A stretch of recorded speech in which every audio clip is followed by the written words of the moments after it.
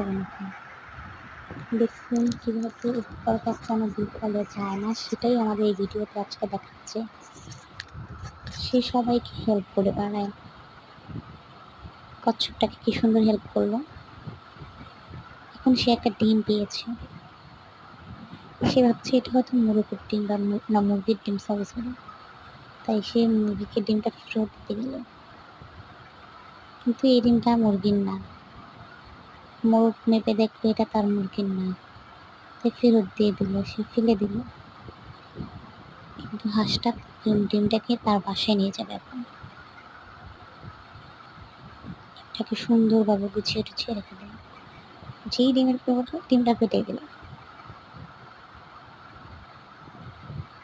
এখন নিয়ে মোরগটাকে দেখাচ্ছে এটা তার বাচ্চা কিনা, কিন্তু না, এটা বাচ্চা না তার। সে সব কিছু খেয়ে ফেলতেছে, তাই তাকে মারতে গেছে, কিন্তু হাঁসটা থেকে বাঁচিয়ে ফেললো।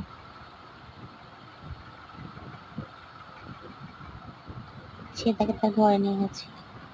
এভাবে করতে করতে অনেক দিন কেটে গেল।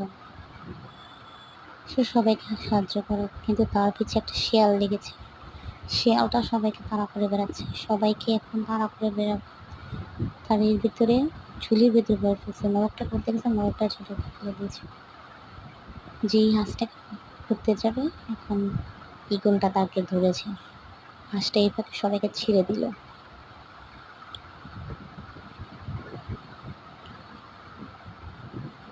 যে হাঁসটাকে ঈগলটা নিয়ে যাচ্ছে, তার ঈগল বাঁচিয়ে ফেলল।